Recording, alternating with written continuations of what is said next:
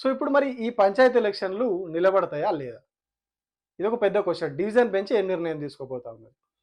Division bench దీని మీద సీరియస్‌గా ఫోకస్ పెట్టి సీరియస్‌గా డెసిషన్ తీసుకుంటే మాత్రం ఎలక్షన్లు రద్దయిపోతాయి.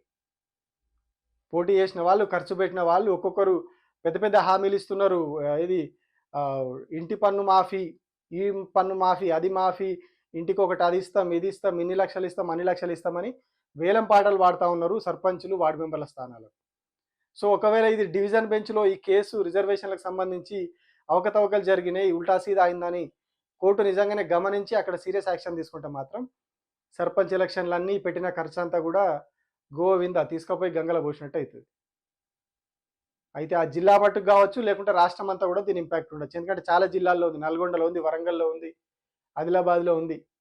సో ఇట్లా చాలా జిల్లాలో ఉంది కాబట్టి ఖచ్చితంగా ఇది చాలా పెద్ద ఇంపాక్ట్ చూపించే ప్రమాదం కనిపిస్తా ఉన్నది. ఎలక్షన్ జరుగుతదా లేదా?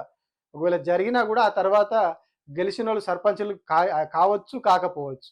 గెలిచిన వాళ్ళు వార్డు మెంబర్‌లు కావచ్చు, కాకపోవచ్చు. సో ఇప్పుడంతా కూడా త్రిశంకు స్వర్గంలో ఉన్నది. అవుతారా కాదా అనేది గెలిచిన తర్వాత కూడా తేల్చుకోలేని పరిస్థితి ఇప్పుడున్నది. సో ఇదంతా కూడా హైకోర్టు డెసిషన్ మీద ఆధారపడి ఉన్నది. హైకోర్టు ఏం చేస్తదో చూడాలి. సర్పంచ్ ఎలక్షన్‌లు కంటిన్యూ చేస్తదా? అక్కడ రిజర్వేషన్‌ల గురించి ఏం చెప్తది? ఏం జరుగుతది?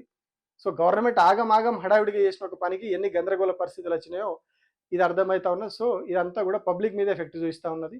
ఎవరైతే ఖర్చు పెట్టుకొని పోటీ చేస్తా ఉన్నారో లక్షలు లక్షలు ఖర్చు పెట్టి వాళ్ళ భవితవ్యం ఏందని పాపం వాళ్ళే తెలుసుకోవాలి ఇంకా.